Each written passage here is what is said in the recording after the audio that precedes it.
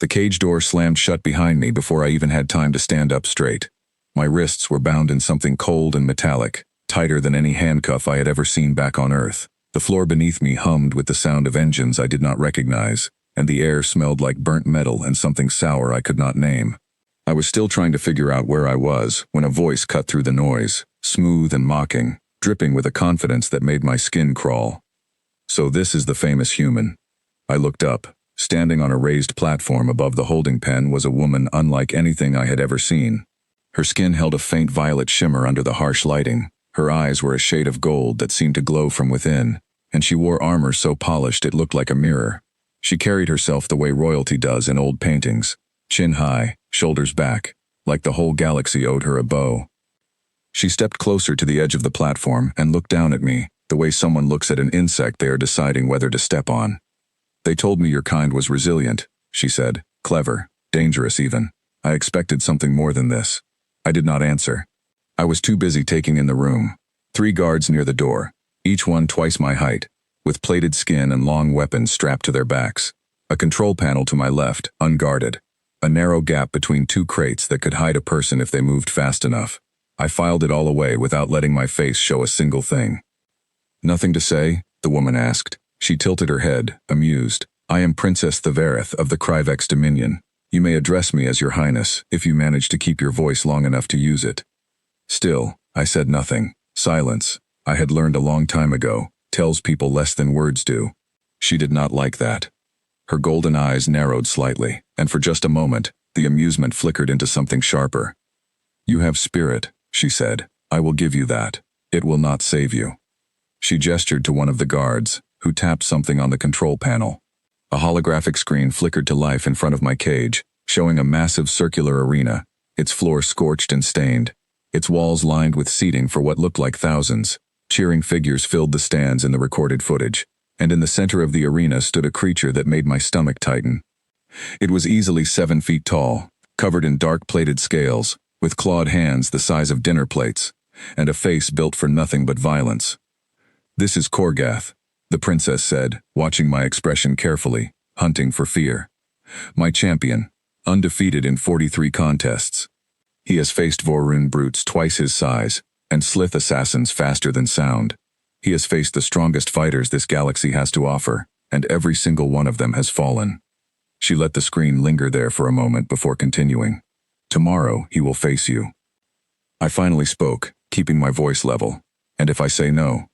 She laughed, a short, sharp sound that echoed off the metal walls. "You misunderstand. This is not a request. This is entertainment. My court grows bored of watching the same species lose in the same tired ways. A human, though, that is something new. Something the news feeds across 3 systems will want to see." She crouched down at the edge of the platform, bringing her golden eyes level with mine, studying me like a scientist studies a sample under a microscope. "Do you know what my scholars tell me about your species?" she asked. "No natural armor, no claws worth speaking of, no venom, no camouflage, no enhanced strength.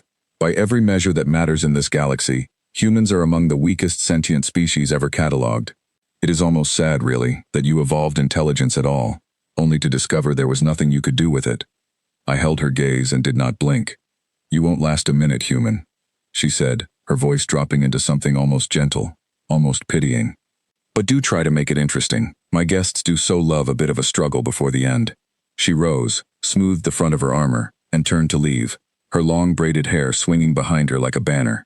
At the door, she paused, glancing back over her shoulder with a small, satisfied smile. "Rest well tonight. It may be your last." The door hissed shut behind her, sealing me back into dim light and quiet. I sat there for a long moment after she left, letting my breathing settle, letting my mind work through everything I had just seen and heard. Fear was there, somewhere underneath. I would be lying if I said it was not. But fear was not useful right now. What was useful was information, and I had just been given quite a lot of it. 43 contests, undefeated. That told me 2 things. First, that this Korgath was dangerous, obviously. But second, and more importantly, it told me that he had never once had to think his way through a fight. Every opponent before me had likely relied on the same things he did: strength, speed, natural weapons, a contest of muscle against muscle, claw against claw. He had never faced someone who could not match him in any of those categories, because until now, the Dominion had probably never bothered putting a human in that arena at all. I thought about the princess's words again. No natural armor, no claws, no venom. She had listed everything I did not have, and in doing so, she had told me exactly what she expected from tomorrow. She expected a fair fight by her definition, muscle against muscle. She was not expecting me to change the rules. A voice from the shadows on the other side of the holding block startled me. "You are new." I turned toward the sound and found a pair of pale eyes watching me from behind a row of bars a few meters away. As they leaned into the light, I could make out a lean, reptilian shape, skin a mottled green and gray, movements slow and deliberate. "My name is Seven," the creature said, voice low and rasping. "I am Slith. I have been a guest of the princess for longer than I care to count. You are the human they have been talking about." "Word travels fast," I said. "On a ship this small, everything travels fast."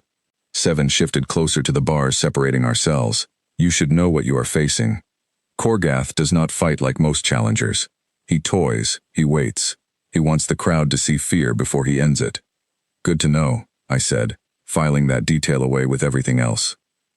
From somewhere further down the row of cages, another voice joined in, gruffer, heavier, belonging to a broad-shouldered figure with thick-plated arms and small tusks jutting from its lower jaw. "You will die tomorrow," the newcomer said flatly, not unkindly, simply as a statement of fact. "I have seen many die in that arena.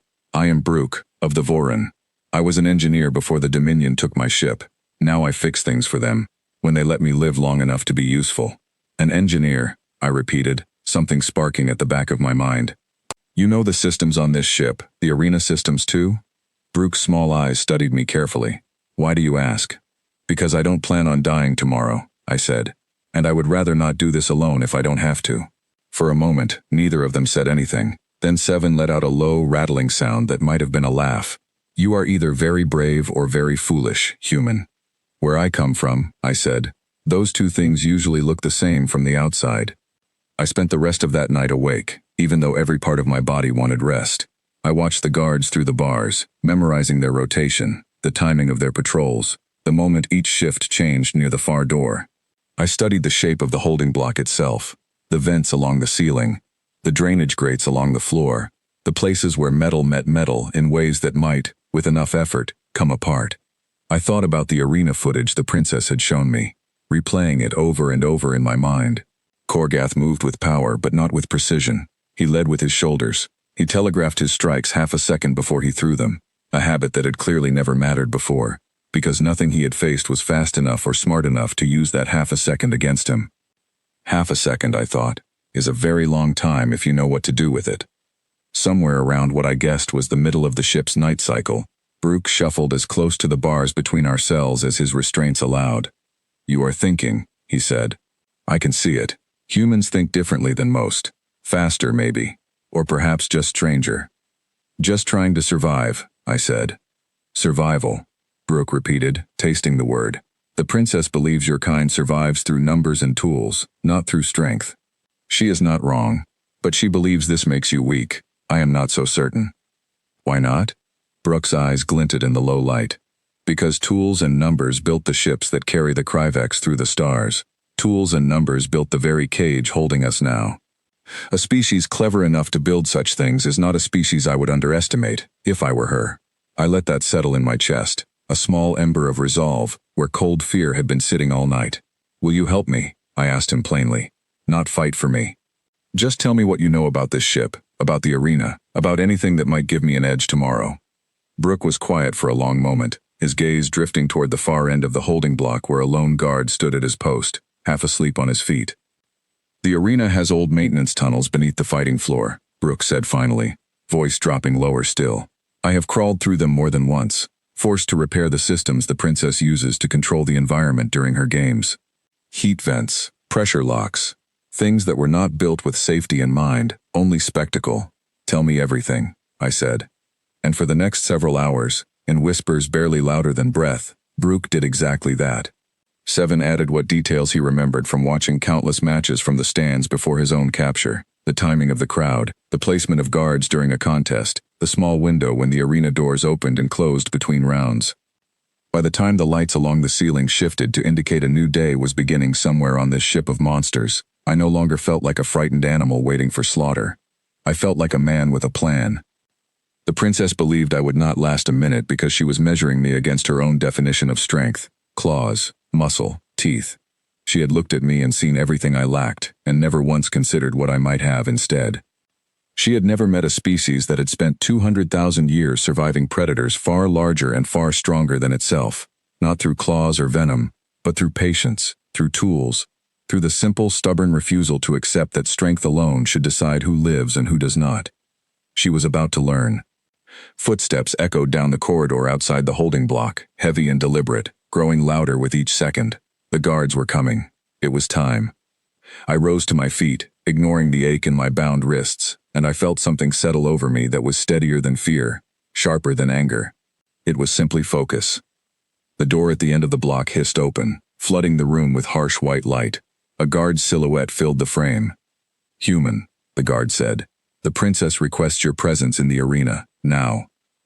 I glanced once at Brooke, then at Seven, both watching me with expressions I could not quite read, somewhere between pity and something that might have been hope. "Remember what we told you," Brooke said quietly.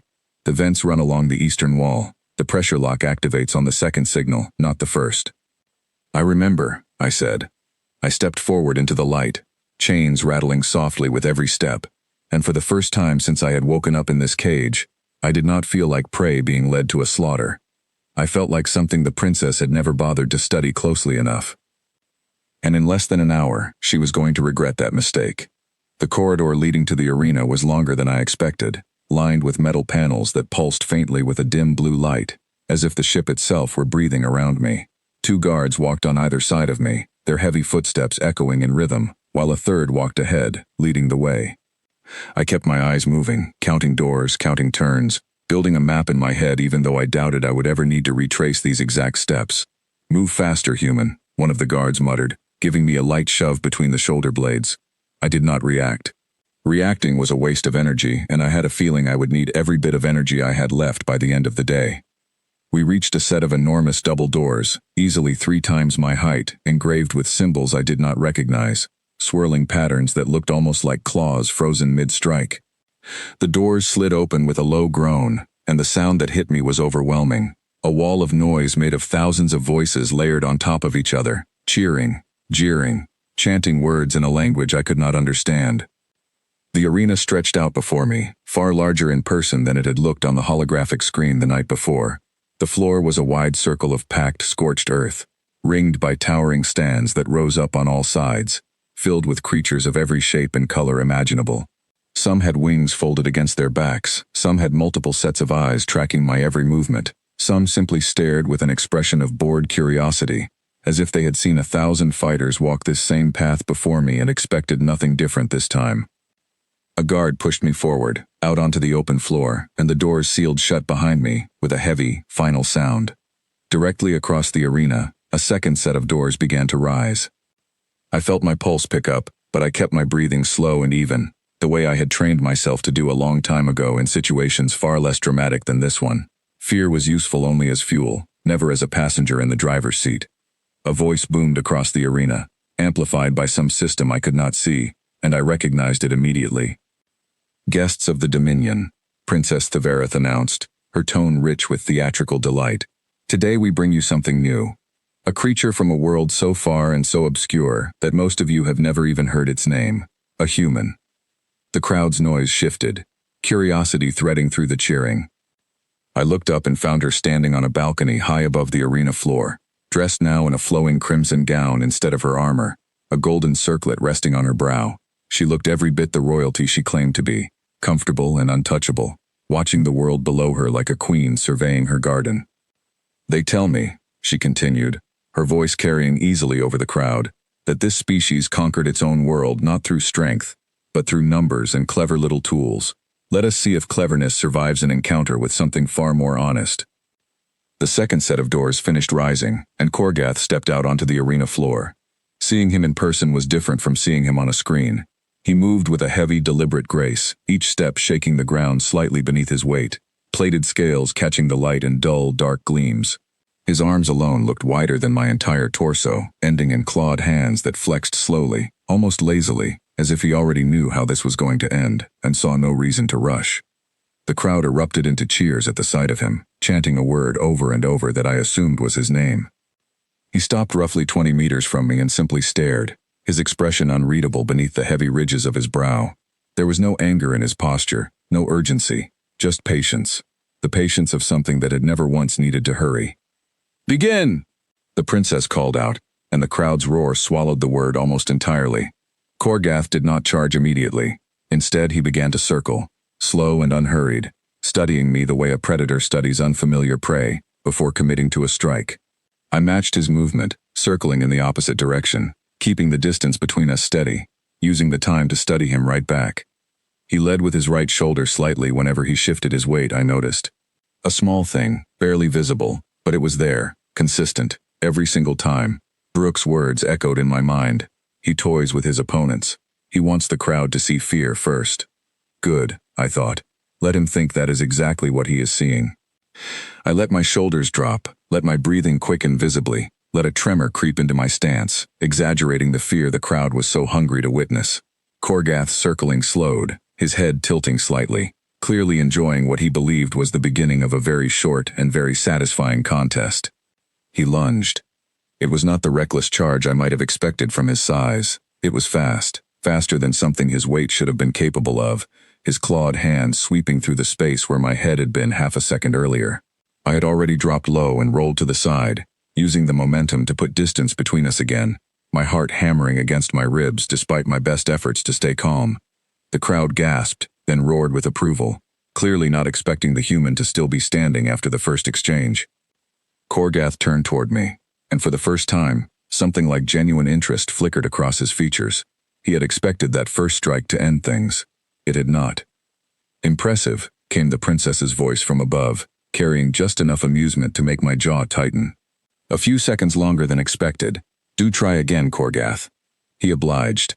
This time he came in lower, sweeping one massive arm in a wide arc meant to catch me no matter which direction I chose to move. I could not outrun that reach in open ground, so I did not try to.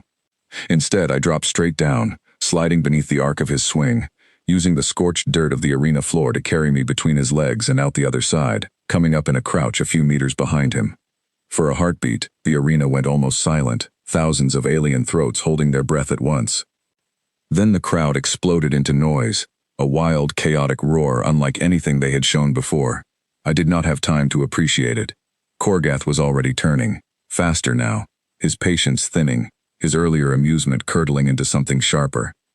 I remembered the maintenance details Brooke had shared with me the night before, the layout of the arena floor beneath the scorched dirt, the old drainage grates positioned at specific points around the circle, a design flaw from whoever had built this arena long before it had become a stage for the princess's entertainment. I had marked 3 of those grates in my mind the moment I stepped onto the floor. One of them was less than 5 meters to my left. Korgath charged again, no more toying, no more testing, simply raw aggression now that his ego had taken a bruise in front of thousands of spectators. I ran, not away from him but at an angle, toward the grate, forcing him to adjust his charge to follow, exactly as I needed him to. His foot came down hard on the grate, just as I leapt clear of it, and the aged metal groaned beneath his weight, buckling slightly, throwing off his stride for the briefest fraction of a second. It was not much, it did not stop him, but it was enough to make him stumble, enough to break the rhythm of his attack, enough to give me the opening I needed to put real distance between us and catch my breath before he recovered fully. From high above, I saw the princess lean forward against the railing of her balcony, her earlier smile fading into something far more focused, far more curious. The crowd had noticed too. The chanting had changed, no longer a simple repetition of Korgath's name, but something layered with confusion and excitement both, as if they were witnessing something none of them had quite seen before. I did not have time to think about what that meant. Korgath had recovered, and his patience was gone entirely now. He came at me again and again, each strike faster and more precise than the last, each one forcing me to move in ways that left my muscles burning and my lungs aching for air I could not spare the time to fully take in. I was not winning, not yet. I knew that clearly enough, but I was not losing either, and for a creature with 43 victories behind him, each one likely finished in far less time than this, That alone was beginning to feel like the wrong kind of surprise. Somewhere in the stands, I caught a flash of green and gray scales among the crowd, and I realized with a jolt that Seven and Brooke had been brought out to watch, likely as a reminder to the other captives of what fate awaited anyone foolish enough to resist. Brooke's small eyes were locked onto me, intense and unreadable, and I thought I saw the faintest nod pass between us across that impossible distance. The vents, I thought. The eastern wall. The second signal, not the first. I did not yet know exactly how I would use that information, but I filed it away, the same way I had filed away every other detail since the moment I had woken up in that cold, cramped cage, because in my experience, the fighters who survived were never the strongest ones in the room. They were the ones who never stopped paying attention, even when everything in their body was screaming at them to do nothing but run or fight, on pure instinct alone. Korgath let out a low, rumbling sound, something between a growl and a laugh, and settled back into a lower stance, claws flexing. "You fight strangely, human," he said, his voice a deep, gravel-filled rumble that carried clearly across the sudden hush of the crowd. It was the first time I had heard him speak at all. "Most who stand where you stand try to match my strength. You do not." "I don't have to match it," I said, keeping my voice steady despite the exhaustion already creeping into my limbs. "I just have to outlast it." Something flickered behind his dark eyes, an expression I could not quite name, somewhere between irritation and the first genuine spark of respect he had likely felt toward an opponent in a very long time. Above us, Princess Thevereth had gone entirely silent, her golden eyes narrowed, her earlier confident smile nowhere to be found. Korgath lunged again, and this time, I did not simply dodge. I ran directly toward him. The crowd's gasp was audible even over the pounding of my own pulse in my ears, and somewhere far above, I thought I heard the princess rise from her seat. Running toward a creature that outweighed me by hundreds of pounds was not something my body wanted to do. Every instinct screamed at me to turn, to flee, to put as much distance as possible between myself and those claws. But instinct is built for a world of simple predators and simple prey, and I had spent my entire life learning that sometimes the smartest move looks exactly like the wrong one, until the very last second. Korgath's arm swept toward me in a wide arc, the same strike he had used before, the one I had already dodged twice. He expected me to drop and slide beneath it again. The pattern was set now in his mind. 3 strikes and the human ducks low every single time. I did not duck. Instead, I threw myself sideways at the last possible moment, close enough that his claws passed within inches of my shoulder, close enough that I felt the displaced air brush against my skin like a warning.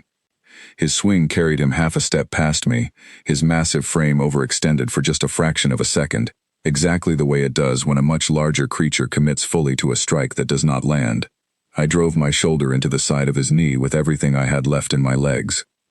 It was not a devastating blow. I was not strong enough to make it one. But his weight was already shifted wrong, his balance already compromised by the missed strike, and my shoulder against his knee, at exactly that moment, was enough to buckle his leg out from under him. Korgath went down hard, one knee slamming into the scorched dirt, a deep growl of surprise and anger tearing out of his throat. The crowd's noise became a single unified roar, thousands of voices rising at once, and even from the arena floor I could feel the sound vibrating through the ground beneath my feet. I did not wait to admire what I had done. I scrambled back, putting distance between us again, my chest heaving, sweat stinging my eyes despite the cool air of the arena. Korgath rose back to his feet within seconds, faster than I expected, his earlier patience completely gone now, replaced with something far more dangerous. Fury. "You will regret that, human," he snarled. And this time when he came at me, there was no more testing, no more toying with his food before the meal began. Every strike came fast and heavy, one after another, forcing me backward step by step across the arena floor, my muscles burning, my breath coming in short, ragged gasps. I was running out of open ground. The arena wall loomed behind me, and I realized with a cold jolt that I had let myself get pushed into a corner, exactly the mistake I had spent all night promising myself I would not make.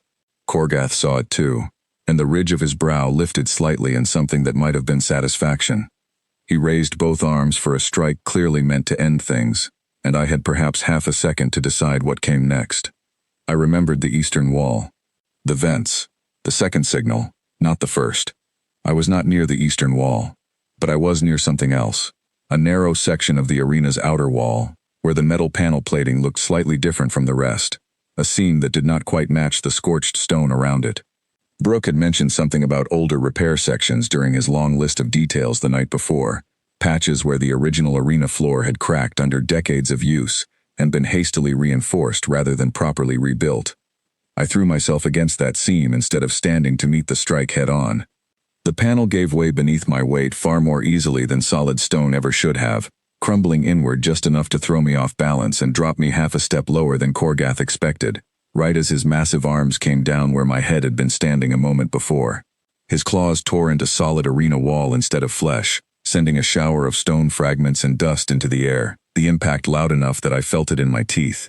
The crowd's roar turned into something almost feral, thousands of creatures on their feet now, screaming words I still could not understand but did not need translated to recognize as disbelief.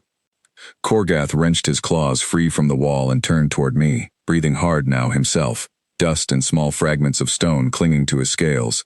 For the first time since the fight began, I saw something in his eyes that had not been there before. Uncertainty. "How?" he said, low and dangerous. "Are you still standing?" I did not have breath to spare for an answer. My legs were shaking beneath me, a deep, bone-level exhaustion setting in that no amount of willpower could fully hold back. I had bought myself time, several times over now, but time alone would not win this fight. Eventually my body would run out of tricks before his did, unless something changed. High above I caught sight of Princess Thevareth once more, both hands gripping the balcony railing now, her earlier composure entirely gone, replaced by something tense and unreadable.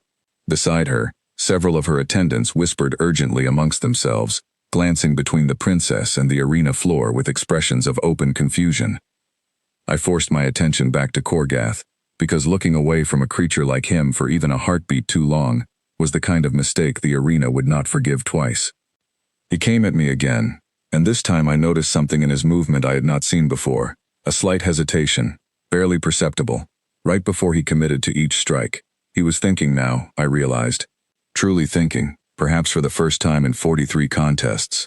Because every pattern he had relied on for years had just failed against something that refused to behave the way it was supposed to.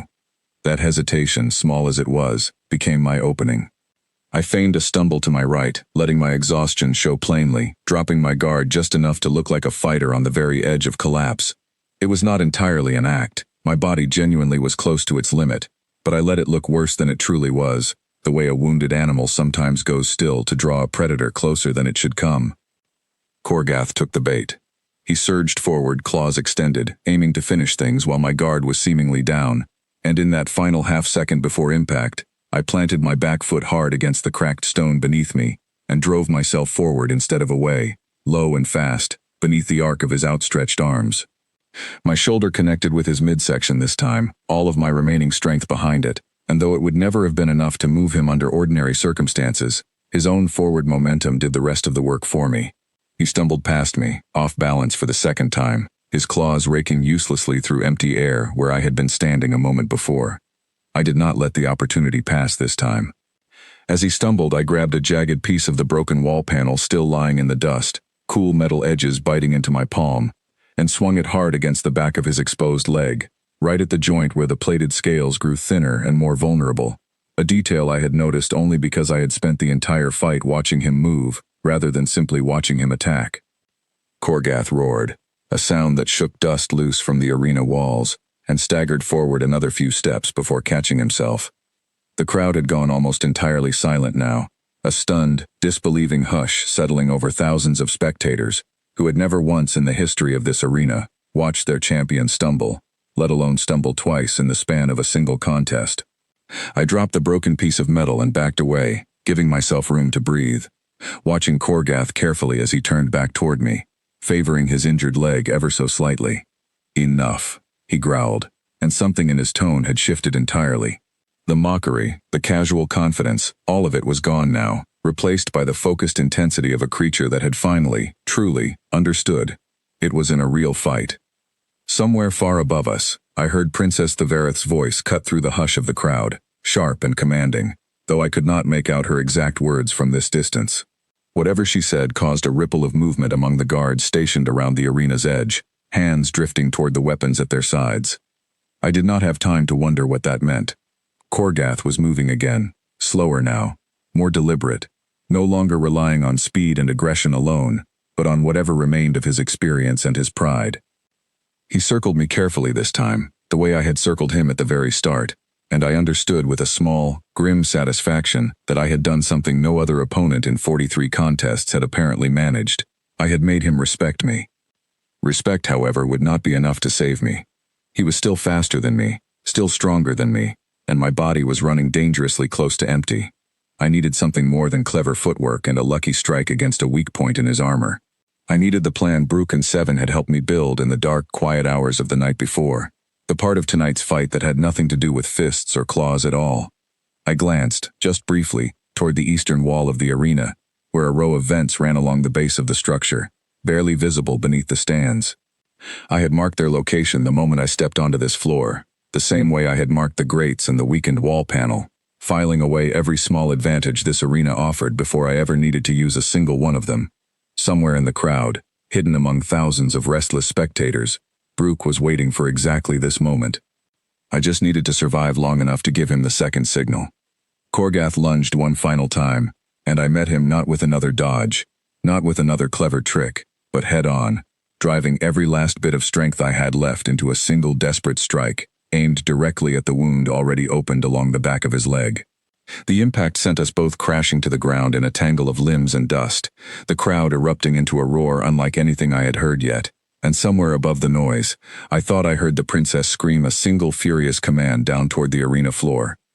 Whatever she had ordered, I was fairly certain it was not part of the original rules of this contest, and that, more than anything else that had happened so far, told me I was finally starting to win.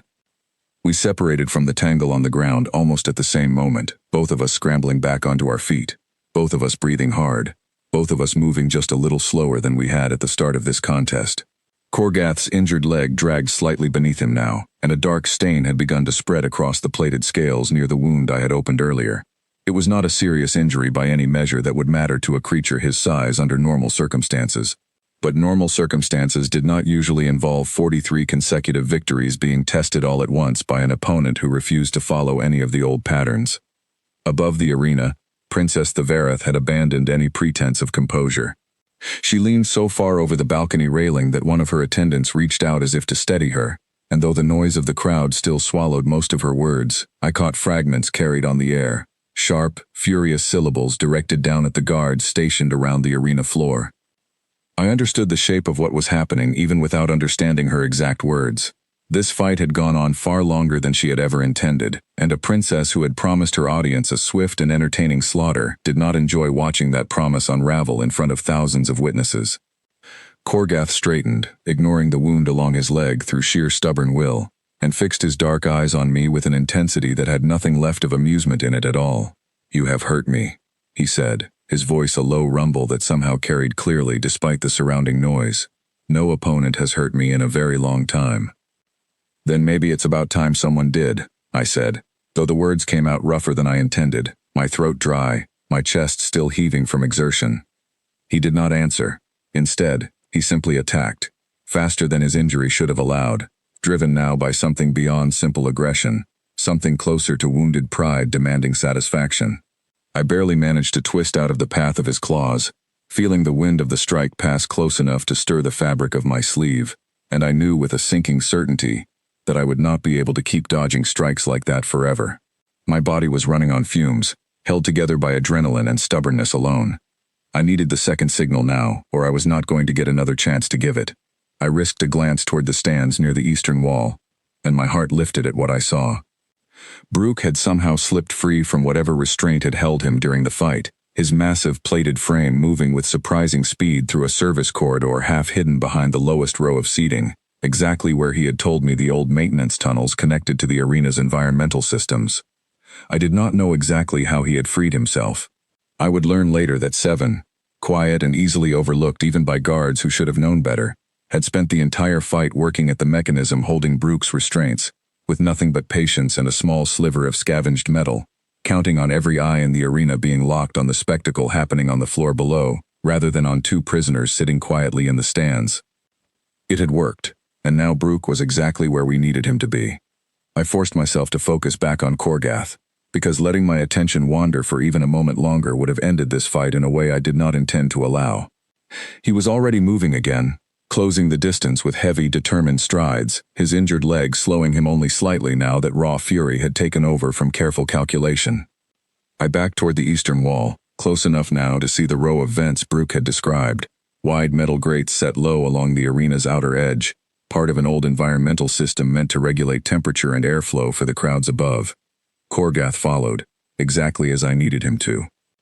"Running out of tricks, human," he snarled, and there was something almost hopeful in the way he said it. A creature desperate to believe the strange, impossible resistance he had faced tonight was finally coming to an end. "Not yet," I said, and I meant it. I feigned exhaustion again, letting my knees buckle slightly as I backed against the wall near the vents, letting my breathing turn ragged and uneven, letting every line of my body scream defeat to an audience of thousands who had been waiting all night for exactly this moment. Korgath's pace quickened, sensing the kill, claws flexing as he prepared for a final, decisive strike. Somewhere behind that wall, I heard a heavy mechanical groan, followed by a hiss of pressure being redirected through old pipes never meant to be used this way. Brooke had found the controls. Korgath lunged, and I threw myself sideways at the very last possible instant, straight into the path of the vent behind me, my hands finding the edges of the grate exactly where Brooke had described. A sudden, violent gust of superheated air blasted outward from the opening, catching Korgath directly across his exposed side, just as his momentum carried him past the spot where I had been standing a heartbeat earlier.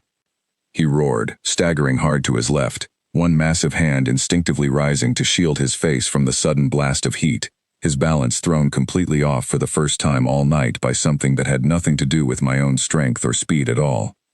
I did not waste the opening. I threw myself against his exposed flank while he was still recovering, driving my shoulder once more into the same injured leg I had struck earlier, adding my full weight and whatever strength I had left into the blow. This time, it was enough.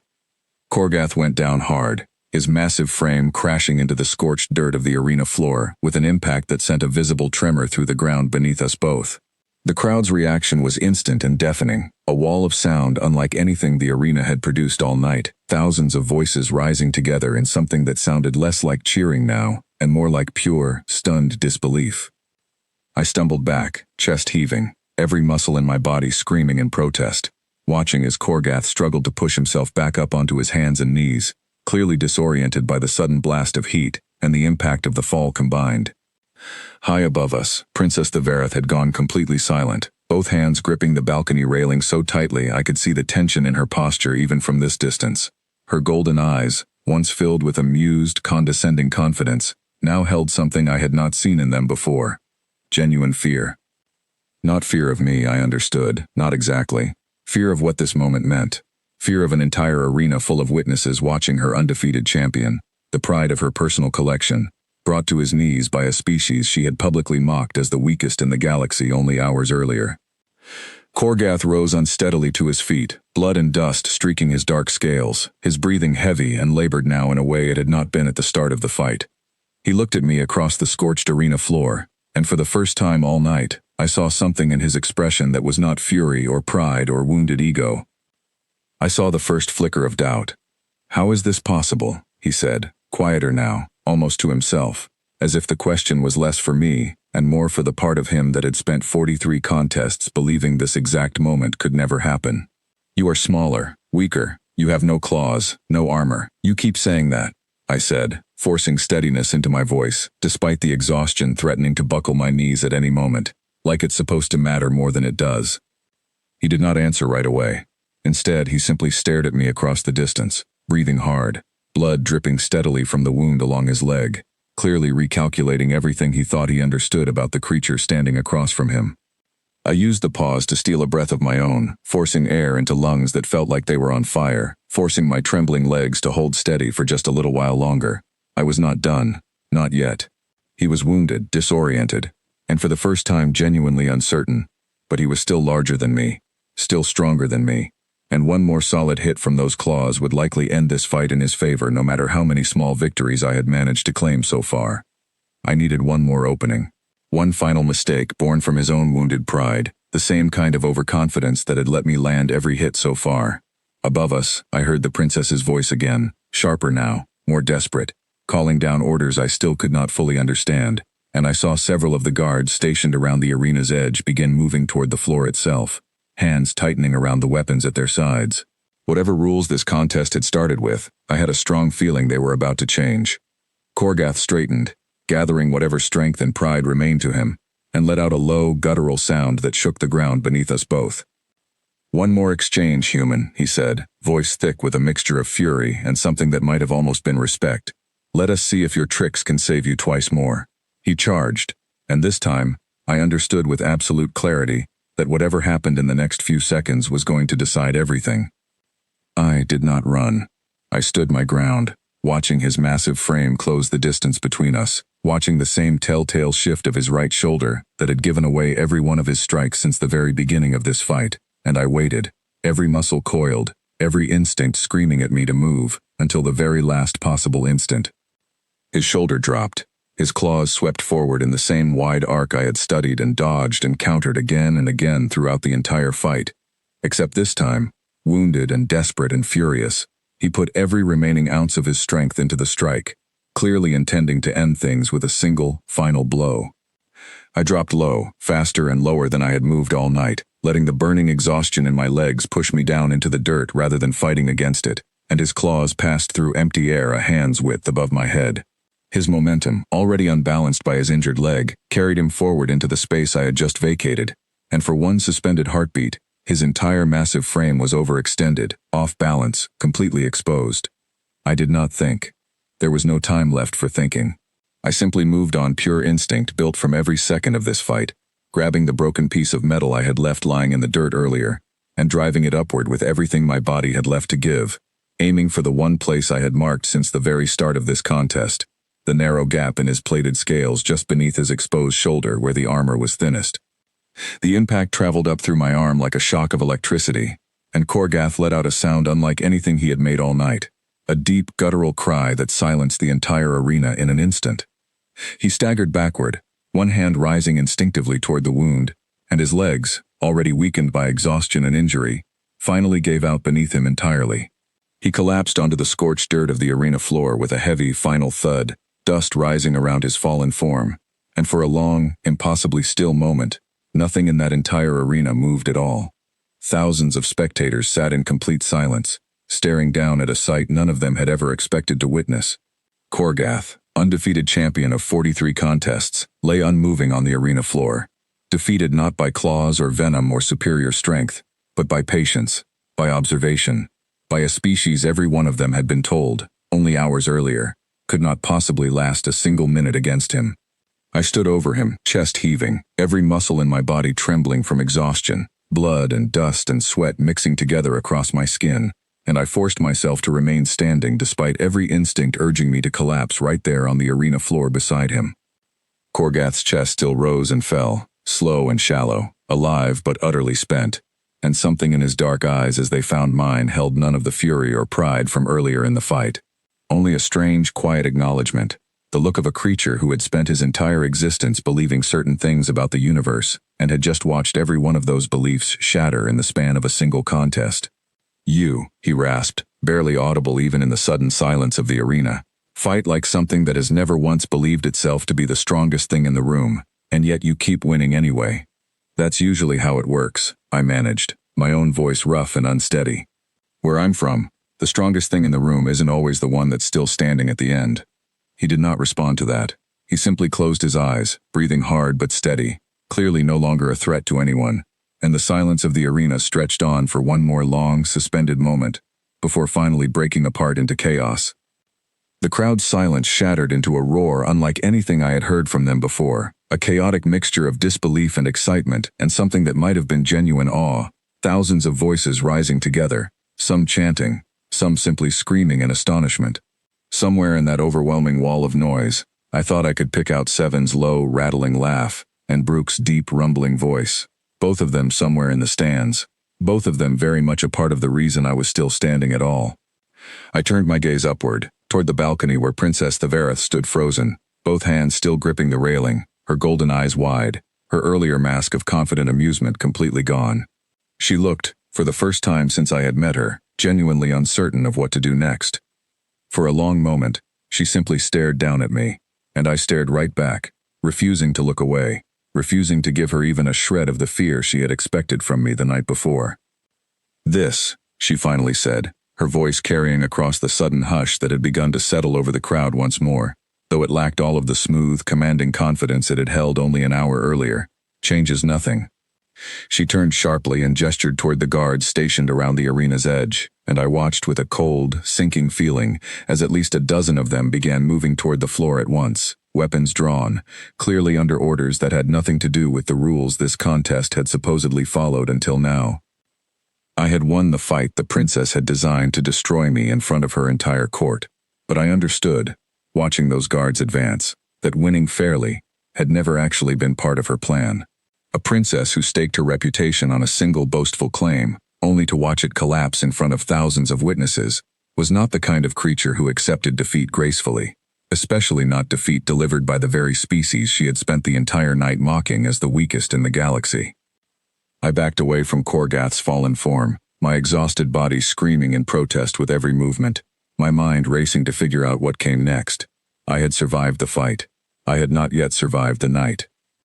From somewhere near the eastern wall, a sudden burst of static crackled through hidden speakers I had not even known existed, followed by Brooke's deep, urgent voice, carried through some system he had clearly rerouted during his time in those maintenance tunnels. "The arena doors," he said, his words rushed but clear. "The pressure locks are open. Move toward the eastern gate, now." I did not hesitate. I turned and ran, ignoring the burning protest of every muscle in my body, weaving between startled spectators near the lower edge of the stands as guards converged from multiple directions at once, their heavy footsteps thundering against metal decking, their weapons raised.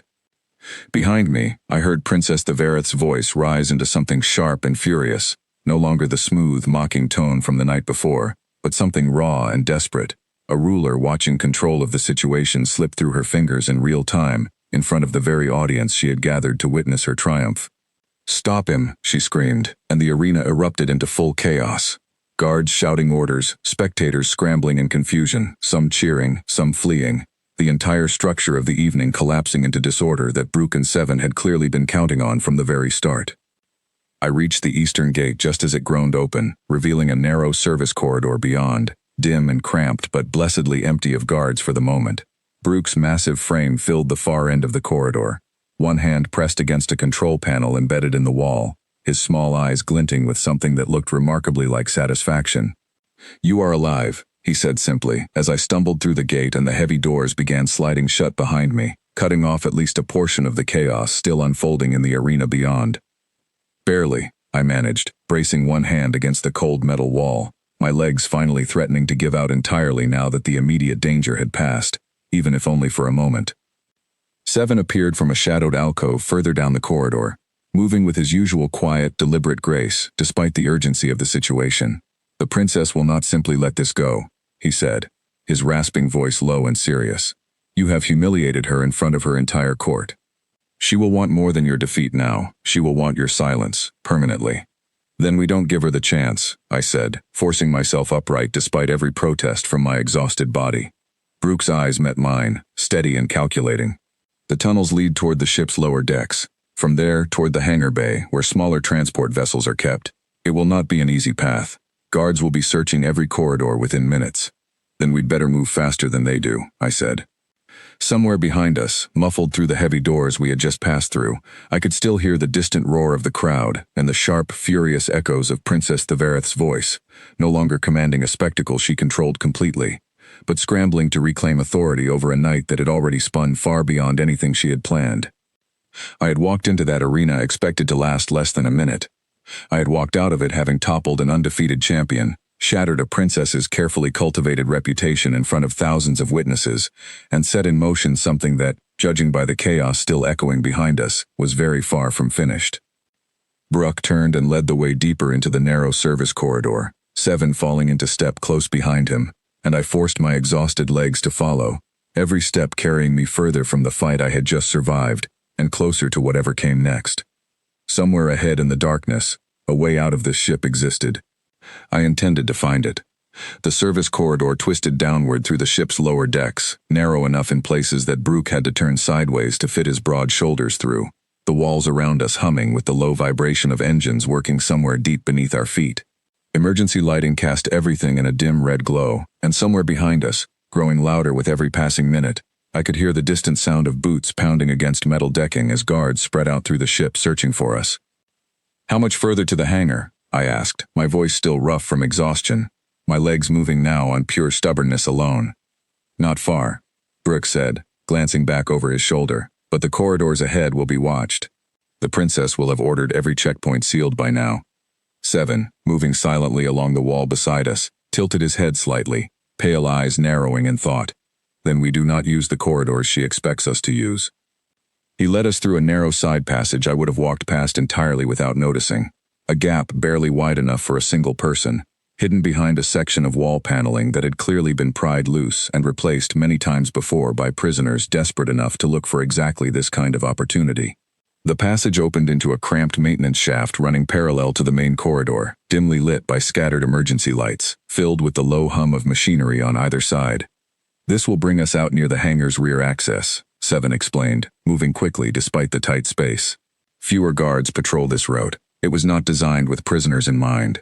We moved as quickly as the cramped shaft allowed, my body protesting every step, every breath feeling like it scraped against raw nerves after everything the arena had demanded of me.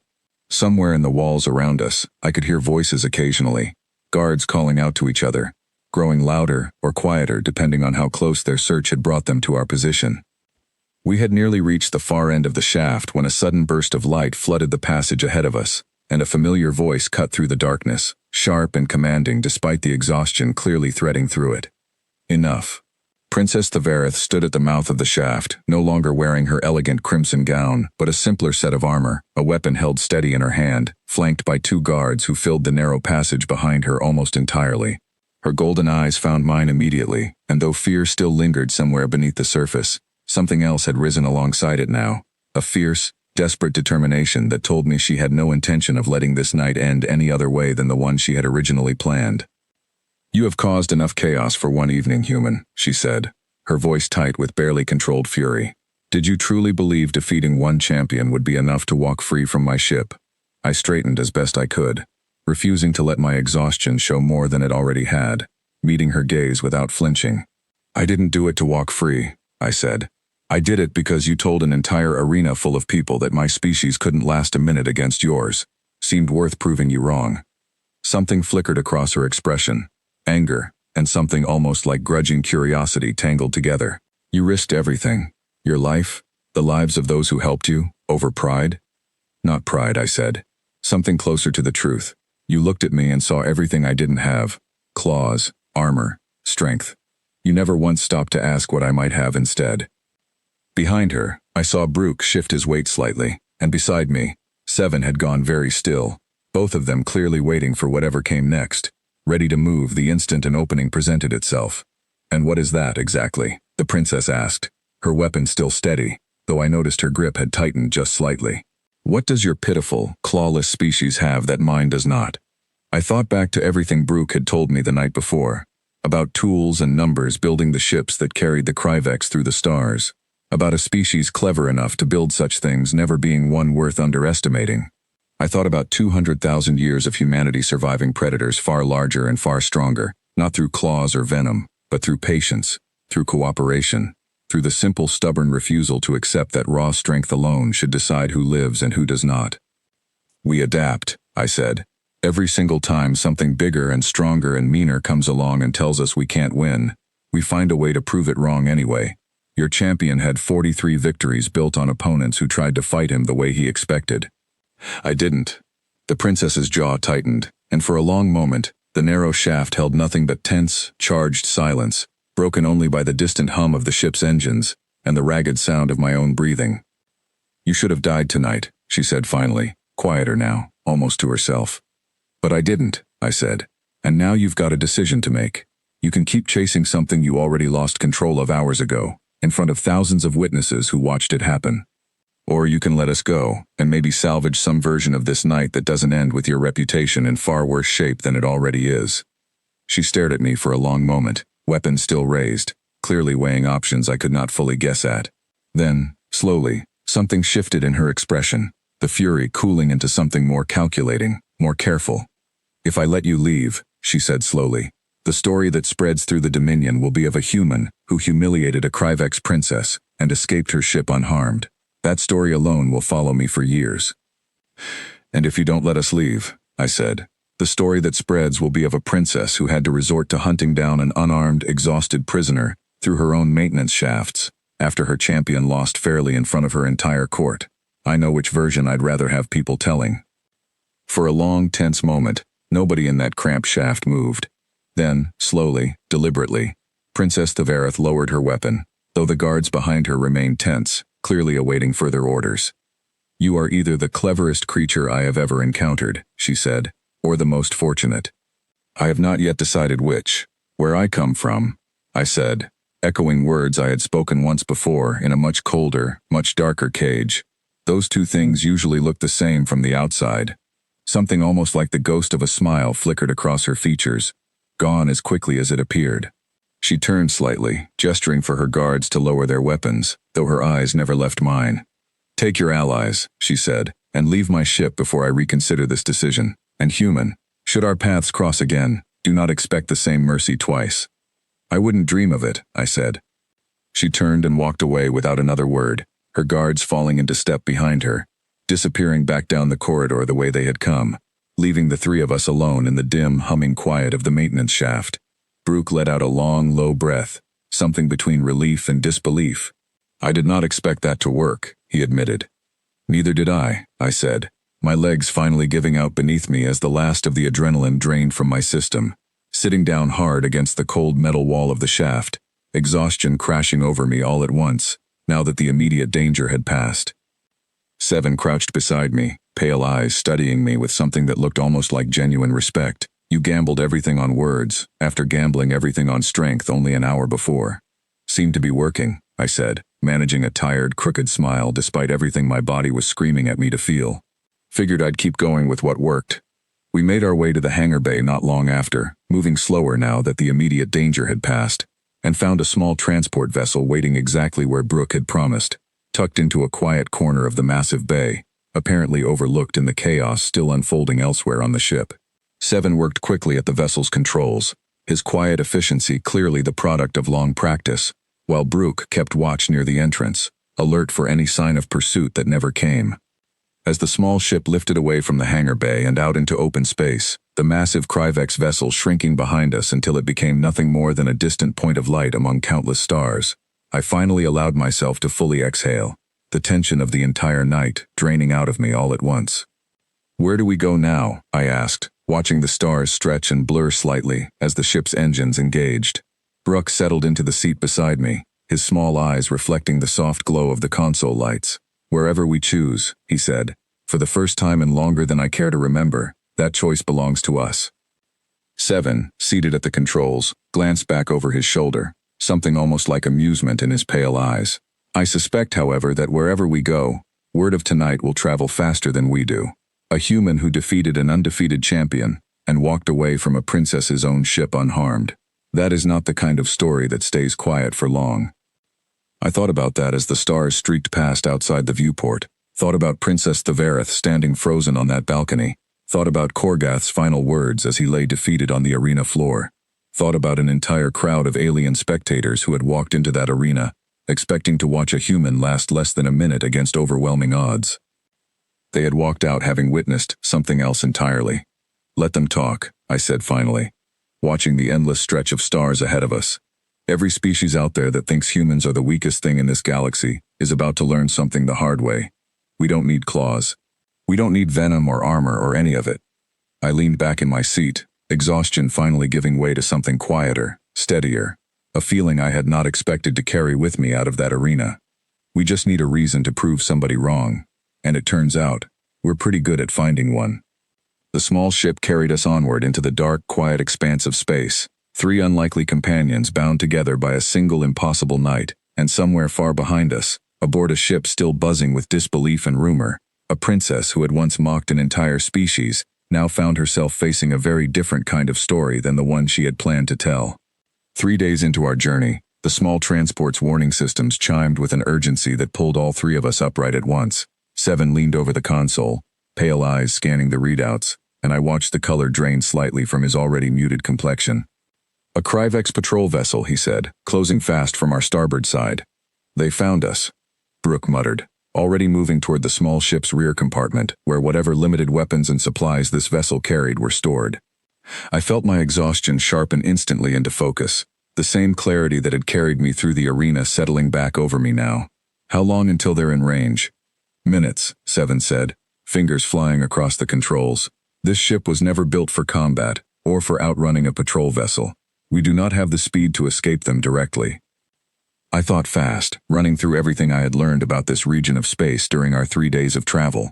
The scattered outposts, the drifting debris fields left over from old mining operations, the kind of terrain that favored patience and cleverness over raw power, the exact kind of terrain that had won me a fight I had no business winning only days earlier. "There," I said, pointing toward a cluster of readings on the navigation display, an old debris field drifting a short distance off our current course, remnants of some long-abandoned asteroid mining operation. "Can you get us into that field before they catch up?" Seven studied the readout for a moment, then nodded slowly. "It is dangerous. The debris is unpredictable, but a larger patrol vessel will struggle to maneuver through it as easily as we can." "Then that's where we're going," I said. Brooke returned from the rear compartment, his expression grim. "This ship is not built for that kind of flying." "Neither was I built for fighting something twice my size," I said. Didn't stop me from finding a way. Something like the beginning of a smile tugged at the corner of Brooke's mouth, quickly buried beneath his usual serious composure. "Fair enough, human." Seven guided the small ship into a hard banking turn, and within moments the debris field swallowed us whole, massive chunks of shattered rock and twisted metal drifting silently around us in every direction, remnants of machinery from an operation abandoned so long ago that entire sections had begun to grow a strange, pale crystalline coating from decades of exposure. The patrol vessel's engines roared somewhere behind us, larger and more powerful, but exactly as I had hoped, far less nimble. "They are slowing," Seven reported, watching the readouts carefully as he wove our smaller ship between the drifting hazards with careful, practiced precision. "They do not want to risk their hull against this debris." "Good," I said. "Keep us moving. Let's give them a reason to think twice about following any further." For the next several tense minutes, Seven guided us deeper into the debris field, weaving between massive drifting fragments with a skill that spoke of long practice navigating dangerous terrain, while behind us, the patrol vessel's engines grew fainter, more hesitant, clearly reluctant to risk a larger, more valuable ship against the unpredictable hazards surrounding us. Eventually, the readings on our display showed the patrol vessel breaking off entirely, retreating back toward open space rather than risking pursuit any further. "They're leaving," Brooke said, relief evident in his low, rumbling voice. "For now," Seven added, though even he sounded cautiously optimistic. "Word of tonight's escape will likely reach further ears before long.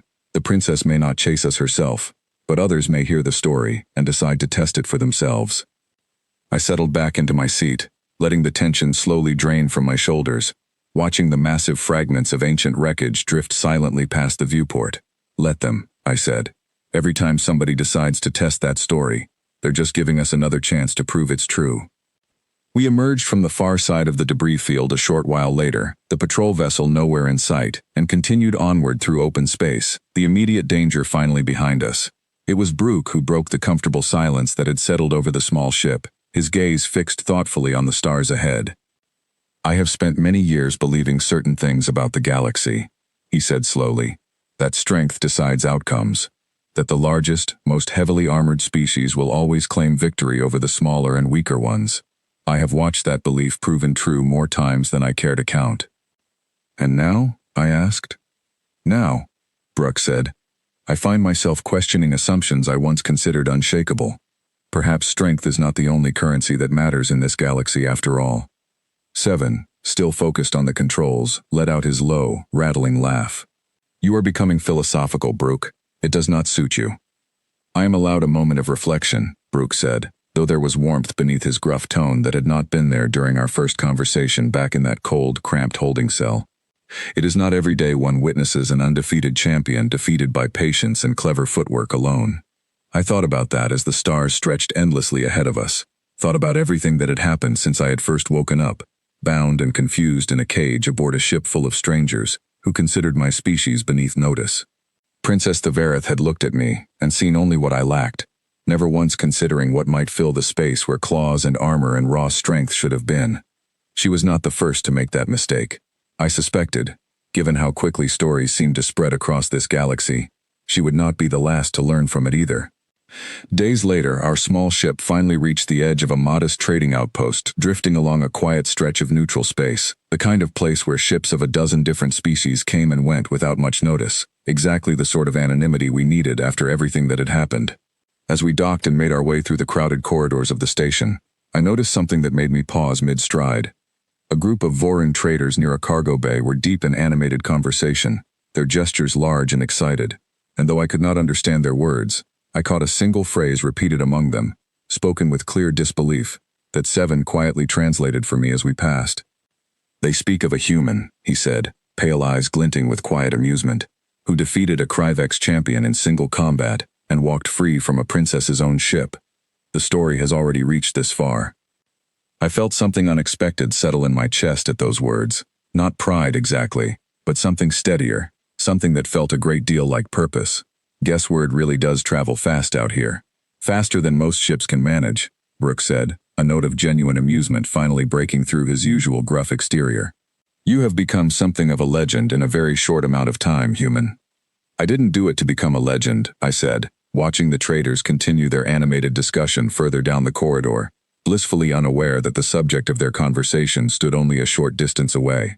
"I did it because I refused to let someone else decide what I was capable of, before I even had the chance to prove them wrong." Seven studied me for a long moment, something thoughtful behind his pale eyes. "And what will you do now, with a galaxy suddenly curious about your species?" I considered the question carefully as we continued through the bustling station, past merchants and travelers from a dozen different worlds, all of them going about their business with no idea that the quiet human walking among them had, only days earlier, shattered an entire empire's assumptions about what his species was capable of. I think," I said slowly, "I'm going to keep proving them wrong, one assumption at a time." Brooke let out a deep, rumbling laugh that drew a few curious glances from nearby travelers. "Then I believe I would like to witness that, human. It has been a very long time since anything in this galaxy has genuinely surprised me." "Same offer stands for me," Seven added, his rasping voice carrying a warmth I had not heard from him back in that cold holding cell days earlier. "Though I suspect surprises will follow you wherever you go from here." I looked out through a nearby viewport toward the endless stretch of stars beyond the station, thinking about Princess Theverith's parting words, about the story already spreading faster than any of us could have predicted, about an entire galaxy that had spent generations believing certain things about strength and weakness that a single night in that arena had begun to unravel. Somewhere out there, other species were likely hearing that same story for the first time, adjusting their assumptions, wondering whether the old rules about who deserved respect and who did not still applied the way they always had. I did not know exactly what waited for us beyond this station, what challenges or dangers or opportunities the next stretch of our journey might bring. But for the first time since I had woken up bound and afraid in that cold cargo hold, I did not feel like prey being carried toward an uncertain fate. I felt like someone finally in control of his own story, standing alongside two unlikely friends who had believed in that story before I had even fully believed in it myself, ready to see exactly how far a little patience, a little cleverness, and a stubborn refusal to accept someone else's low expectations could carry us across the endless dark between the stars. Wherever this galaxy decided to test that story next, I intended to be ready.